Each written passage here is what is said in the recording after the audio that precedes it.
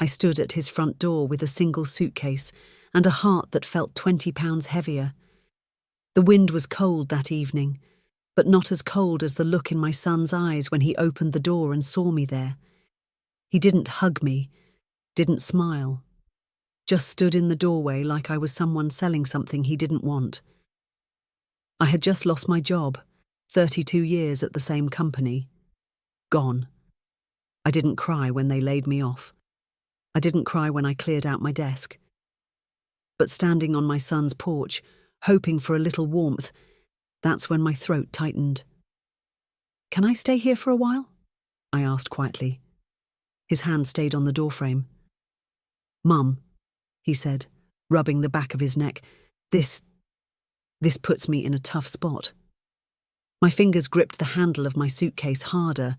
I waited for him to laugh, to say he was joking, that of course I could stay, that he was my son and he loved me. But no.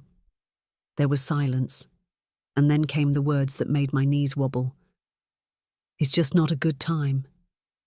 I nodded, no anger, no tears, just nodded, turned around, and walked back down the steps without saying another word. He didn't stop me. He didn't ask where I'd go. He just closed the door, and he had no idea, absolutely no idea, that I still controlled a $10 million inheritance his father had left only to me, money I had kept quiet about for 2 decades.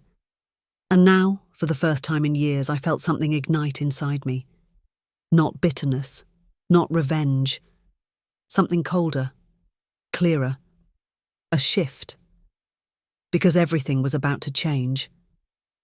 Before I dive in, feel free to let me know where you're watching from, and if you enjoy the story, a like and subscribe would mean a lot. He thought I was desperate. He thought I had nothing, but what he didn't know was that his words, "This puts me in a tough spot," had just unlocked a storm. I hadn't touched that money.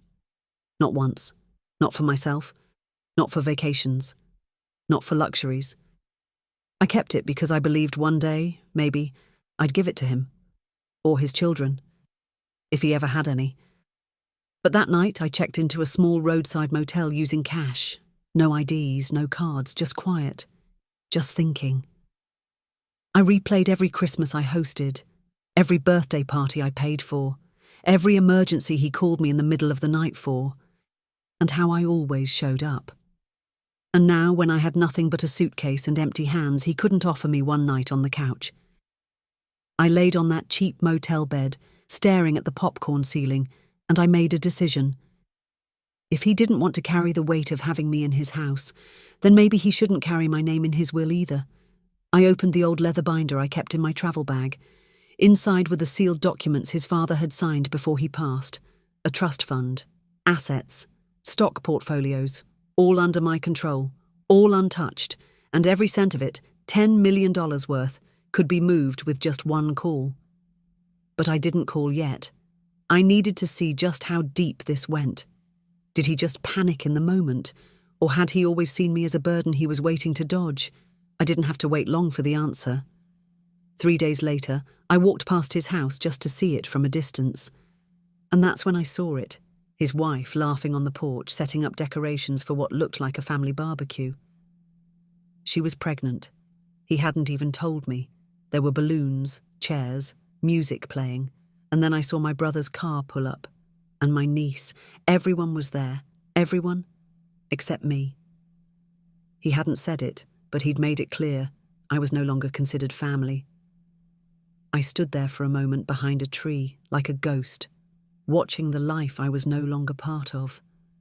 Then I turned around and made my way back to the motel, pulled out the binder again, dialed the number. "Ms. Hartwell," the lawyer answered, cheerful as ever. "It's been a while. Everything all right?" "Everything's just fine," I said softly. "I want to make some changes." "To the inheritance?" "Yes," I said, effective immediately. He paused. "Are you sure? That'll remove your son from any future claim." "I'm very sure." I hung up the phone, sat still, breathed. I hadn't cried, I hadn't screamed, but I had drawn a line in silence.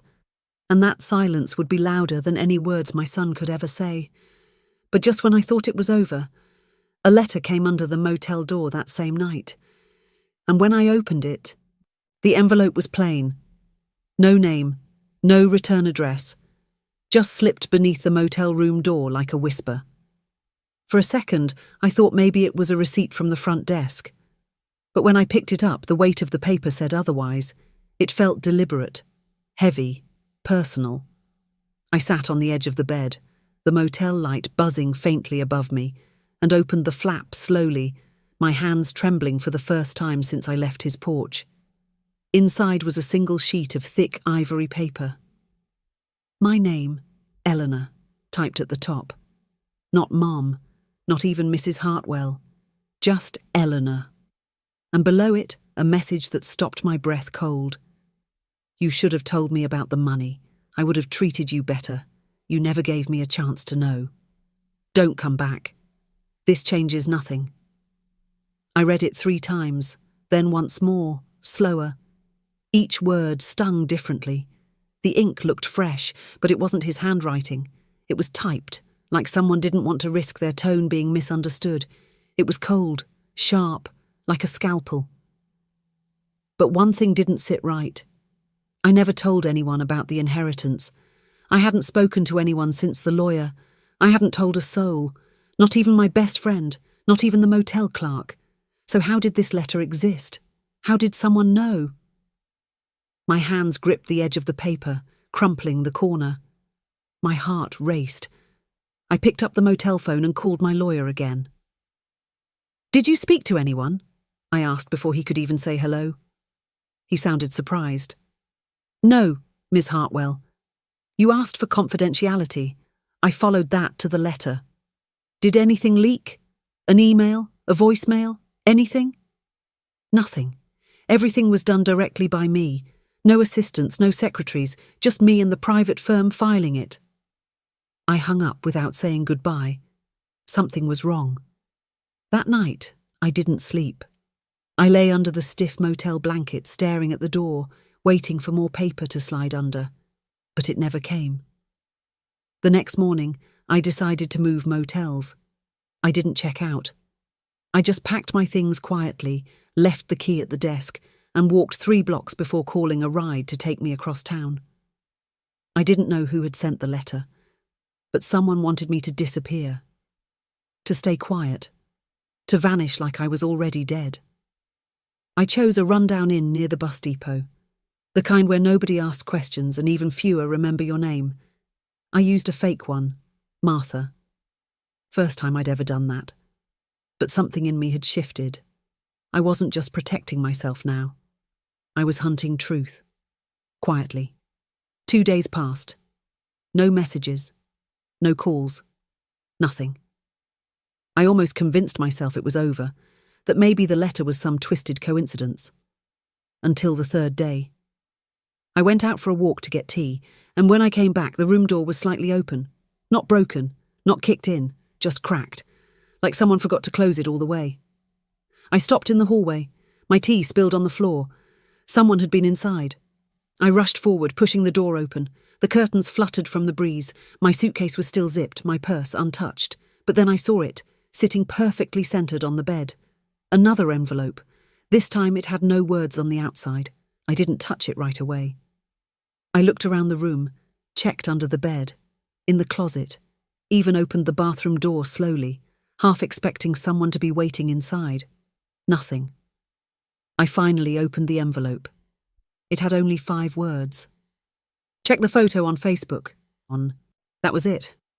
No name, no hint, no context. But I knew I had to check.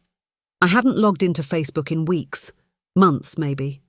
I rarely used it, but I still had the account. I turned on the motel TV, muted it, and pulled out my old tablet. The screen flickered to life. The first thing I saw was a notification that nearly knocked the air out of my lungs. Your son tagged you in a post. He never tagged me in anything. I opened it. The photo showed him at the barbecue I wasn't invited to. He and his wife were in the centre. The caption read, "Family is everything. Grateful for the ones who are always there, not just when it's convenient. Below the photo, in the comments, someone had replied, "Didn't your mum just lose her job? Why wasn't she invited? Thought she raised you." And then, beneath all that, a comment from a user I didn't recognize, but the profile had my picture. "Don't worry, he'll regret it." I didn't write that comment. I didn't even know it existed. I clicked on the profile. It was my name, my photo, my birthday. But the posts were full of strange things, cryptic messages, mentions of money, mentions of betrayal and revenge. Someone was pretending to be me. Someone was trying to make it look like I was threatening my son publicly when I had done nothing. And then I saw the message in my inbox. It had been sent from that fake account to my son. "Hope you're enjoying your new family. Don't come begging when the will changes," my son had replied. "I never wanted her around anyway." I dropped the tablet. My hands shook so violently I thought I'd pass out. Because that sentence didn't just hurt, it confirmed something I had been avoiding all along. It wasn't just a bad moment. He meant it. He had meant every word on the porch. And now someone was watching me, tracking me, using my identity, trying to stir the pot while I was in hiding. But why? Who? I looked again at the fake account's profile and saw the clue I'd missed before. The first post on the page, posted 3 weeks ago, had a very specific location tag. It was from my old office, the one I'd just been fired from, the one where only one person ever knew about the inheritance documents tucked inside my desk drawer before I took them home. And that person wasn't my son. She was my former assistant. Her name?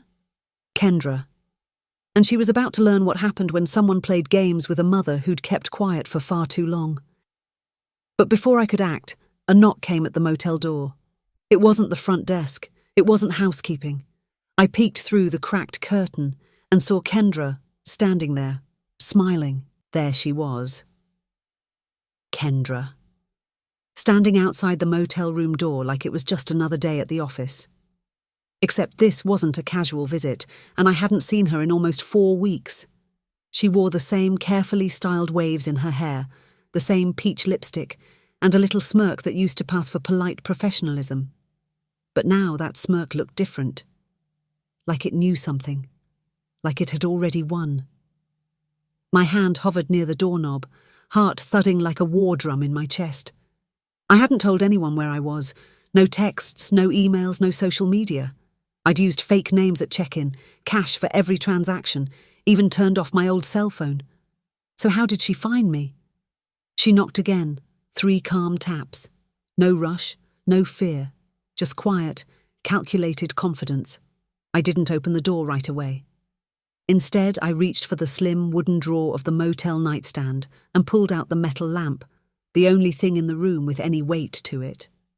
If she was here to cause trouble, I wasn't about to be caught flat-footed. Then I cracked the door open just an inch. "Kendra," I said, my voice low, sharp. "What are you doing here?" "You look surprised to see me?" she replied smoothly, tucking a strand of hair behind her ear. "May I come in?" "Absolutely not." She chuckled softly and held up both hands as if to say no harm, no foul. "Relax, Eleanor. I'm not here to hurt you. I just figured we should talk, woman to woman, since things are complicated now." Complicated? The woman who used to fetch my coffee and organise my meeting calendar was standing in front of me like she ran the world.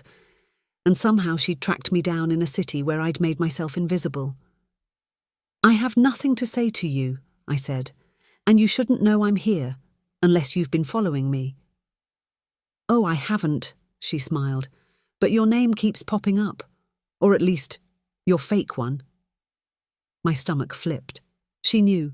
She knew about the motel aliases, the burner phone, probably even the inheritance. "How much do you know?"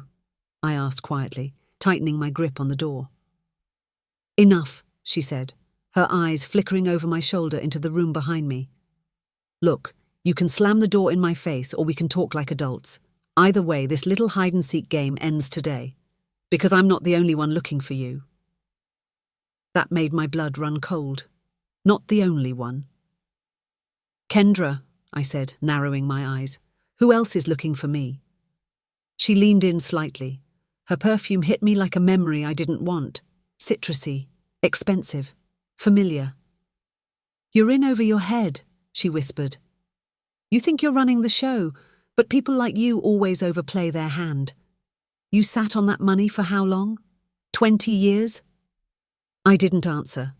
That was confirmation enough for her. She smiled wider. Right, that's what I thought. So now you're running scared because your golden boy doesn't want you crashing on his couch. Boo-hoo. Newsflash, Eleanor. Family loyalty isn't currency anymore, but $10 million. She whistled softly and raised her eyebrows. That still opens doors. My knuckles went white on the doorframe. How did you find out? I asked. She pulled something from her purse, a small black USB stick. You left this behind in your office desk, she said. In that bottom drawer you never used, the one you thought was empty. You must have slipped it in there and forgot. No, I hadn't forgotten. I had hidden it years ago. After my husband died, I encrypted the trust documents, bank records, and my power of attorney on that USB.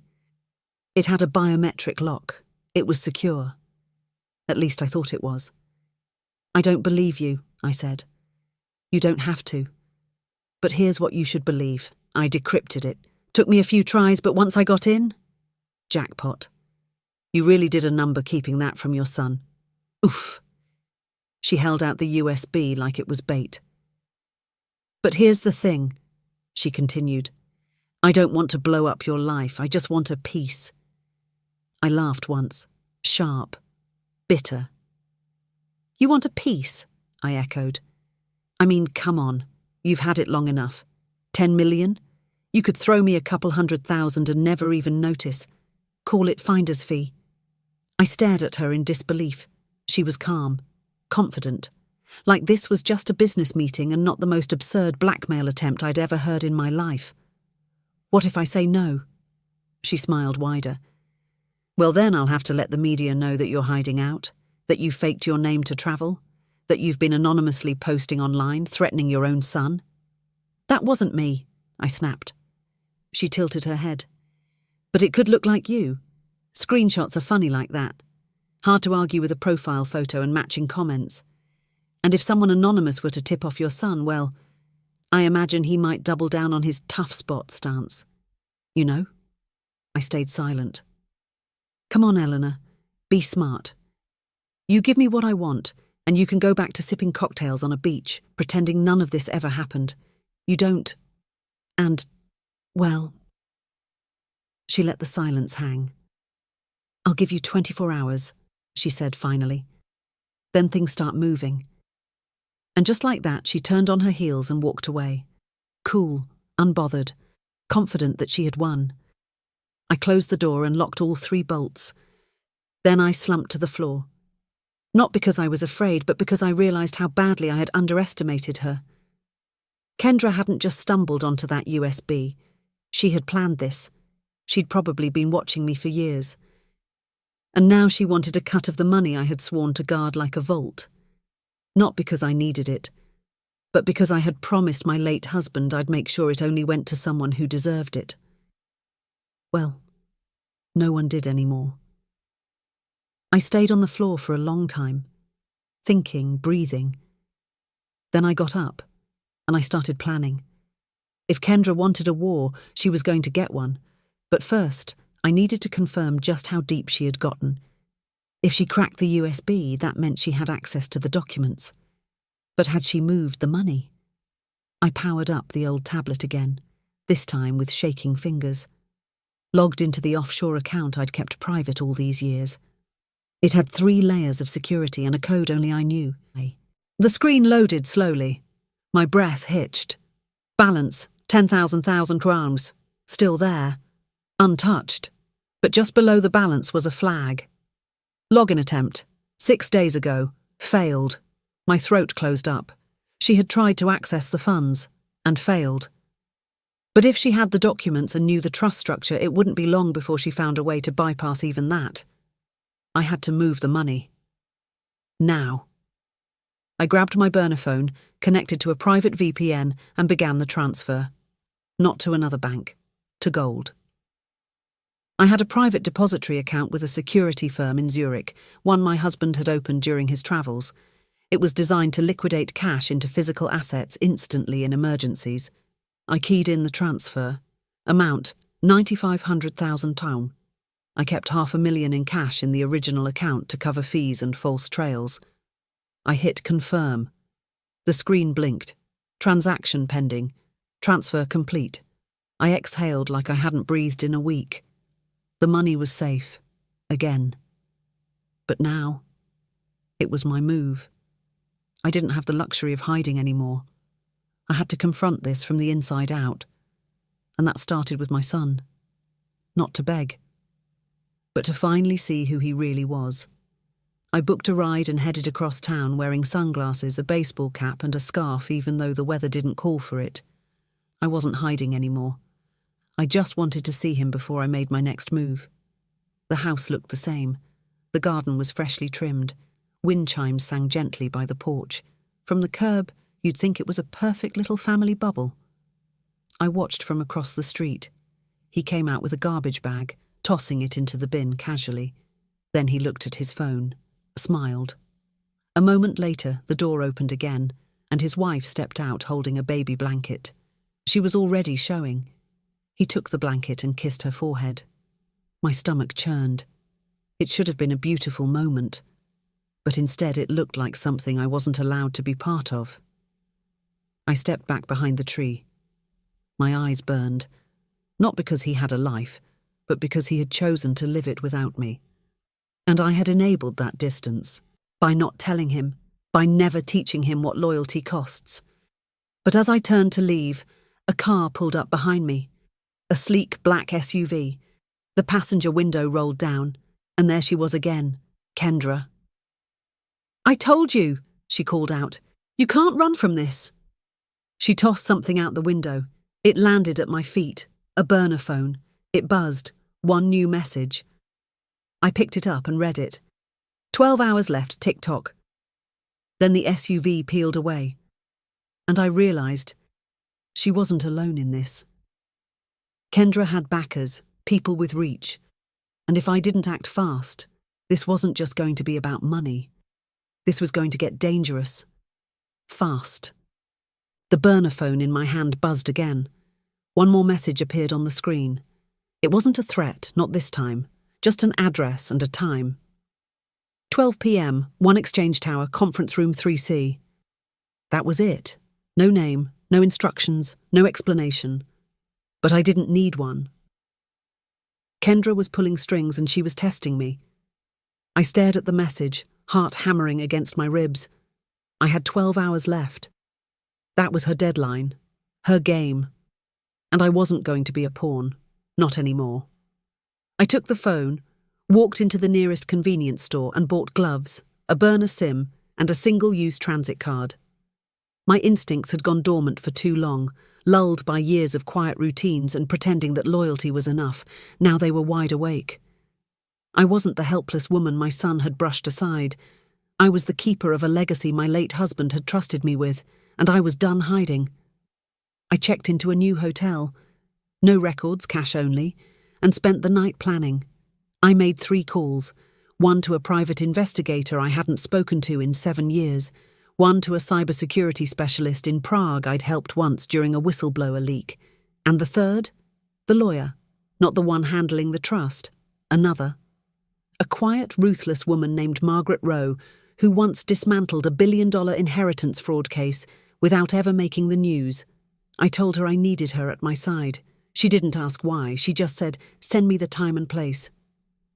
By morning, I was ready. I dressed in black, neutral makeup, flat shoes, no jewellery. My identity was no longer a shield, it was a weapon. I arrived at 1 Exchange Tower 15 minutes early. The receptionist barely glanced at me as I walked past with confidence and purpose. No one stops a woman who walks like she belongs. Elevator to the 3rd floor, hallway to the left, Conference Room 3C. I opened the door slowly. Kendra was already there. She sat at the far end of a long, polished table, flipping through a manila folder like this was her office, and I was late to a scheduled appointment. She looked up and smiled. "You're early," she said. "I'm not here to play games," I replied, stepping inside. Her smile widened. "Oh, good. I hate small talk." I closed the door behind me and sat down opposite her. The fluorescent lights buzzed faintly above. I said nothing. Neither did she. For a long moment, we just stared at each other. Then she slid the folder toward me. "Everything I know, everything I can release, all the leverage you think you have? It's here. Yours if you cooperate." I didn't touch it. "What do you want?" I asked. She leaned back, crossed her legs and gave a small shrug. "A partnership," she said. "The trust, the investments. I want in. You and I both know you've never touched that money and that makes you smart, but now it's time to use it, properly. And I'm the one who can help you." "You're threatening me." "No," she said. "I'm offering you protection." "From whom?" She raised an eyebrow. "Do you think I'm the only one who knows what that account could do? Do you think billion-dollar secrets stay secret?" I narrowed my eyes. "Spare me the drama," I said. "You stole from me. You impersonated me online. You dragged my family into this. And now you want to pitch a business deal." She laughed softly. "You really think this is just about money?" She leaned forward. "Eleanor, your husband didn't just leave you $10 million. He left you $10 million tied to shell companies that, years ago, funneled money through at least 2 now-defunct organizations with foreign ties. You think I cracked your USB? I only found the door. Someone else had already broken in. They're watching the account, every transfer, every login." My blood ran cold. "You're lying." "I wish I was." She pulled a flash drive from her purse. "This contains a list of flagged queries. Someone is monitoring that account. And when you moved the money to Zurich?" I said nothing. She nodded. "They noticed." I clenched my fists. "Who are they?" "I don't know. Yet. But they're not amateurs. They're waiting, watching. And if you don't play this next move right..." She made a soft boom sound with her lips and mimed an explosion with her hands. I picked up the flash drive. "Why are you helping me?" Her smile faded. "Because I found something else on that USB, something your husband left behind that you never opened, a folder marked EH only. You skipped it, didn't you?" I stared at her. I had. I remembered. I thought it was just old tax records or correspondence. I'd never opened it. She reached into her bag again and placed a photograph on the table. It was of my husband, with a man I didn't recognize. Handshake, smiles, but in the background, barely visible, was a logo on the wall, one I hadn't seen in 20 years. My breath caught. "You remember it," Kendra said. I nodded. "It was part of an old international venture," I whispered, "a project he never talked about." "He talked about it to someone," she said, "and that someone left a trail, a small one, but enough. And now that money isn't just inheritance, it's a map." I stared at her. "A map? To what?" My voice was dry. "What do you want me to do?" She tapped the photograph. "Help me finish what your husband started, or at least figure out what it was. If we do it right, it's bigger than 10 million, bigger than both of us." And then she paused. "Unless you'd rather keep playing hide and seek with whoever's watching that Zurich transfer." I stood. "I'll think about it." "You don't have long." I walked out without another word. Once outside, I ripped open the envelope Margaret Rowe had couriered to me earlier that morning. Inside were the forged identities, safe house keys, and documents I needed to vanish. But now, I wasn't sure vanishing was the play. Back in my hotel room, I opened the hidden folder on my own encrypted backup drive, the one I hadn't touched in years, the one with the EH only label. There were 4 files. One was a video. I played it. My husband appeared on screen, older than I remembered. "If you're seeing this, Ellie, then something's gone wrong. I never told you everything. I thought I was protecting you. But maybe I wasn't. The money isn't clean. It's tied to something I tried to bury, something people might kill for. If you've moved it, if someone's watching, then they're coming. Find the red envelope. You'll know where. I'm sorry. The video ended. I stared at the screen, barely breathing. I hadn't just inherited wealth, I'd inherited danger. The burner phone buzzed again. Kendra. They're closer than you think. And that was the moment I heard a knock at the door. Not a gentle knock, 3 loud, deliberate bangs. The knocking didn't stop. 3 loud, heavy strikes followed by silence. Not the kind of silence that comes when someone leaves, the kind that waits, that watches. My heart beat so fast I could hear it in my ears. I reached for the edge of the window curtain and pulled it back slowly. No one stood at the door. But just beyond the edge of the parking lot, near the tree line, a dark car sat idling. Tinted windows, no license plate on the front. My hand tightened around the burner phone. They're closer than you think. Kendra's message echoed in my head like thunder. I didn't wait to find out who was inside. I grabbed the flash drive, the fake passport, the flash envelope marked EH only, and slipped out the bathroom window just as another knock came, this time harder. I crouched in the bushes for several seconds, hidden in the shadows, watching the door. It opened. A tall man in a grey jacket stepped in without hesitation. He didn't knock again. He didn't look around. He went straight inside. He wasn't checking in. He was expecting me to be there. I slipped out through the alley and merged with the pedestrians on the far street, head down, scarf covering my face. I boarded the next city bus heading downtown and rode it without speaking, without moving, heart pounding against my ribs like a warning bell. I didn't know who the man was. I didn't know if he worked for whoever flagged the Zurich transfer, but I knew one thing. Kendra had been right. Something bigger was watching. By the time I reached the train station, my decision was made. No more running. I booked a private meeting with Margaret Rowe. 45 minutes later, we sat across from each other in a law office with blackout glass, no cell signal, and a soundproofed ceiling. She wore all black, her eyes cold and precise like a surgeon's. "Tell me everything," she said. And I did. The trust, the Zurich transfer, Kendra, the fake Facebook account, the surveillance, the video my husband had left behind. She didn't flinch once. When I finished, she leaned back in her chair, fingers steepled beneath her chin. "We have a few moves," she said. "But first, tell me, do you want to protect this money, or do you want to use it?" I paused. That question held more weight than I expected. For years, I protected it like a relic. But now, maybe it was time to use it. "Both," I said. She smiled. "Then we do this in 3 steps. 1, we expose Kendra. 2, we dismantle the shadow that's watching. And 3, we decide who gets the final check." "How do we expose her?" I asked. Margaret opened a folder and slid it toward me.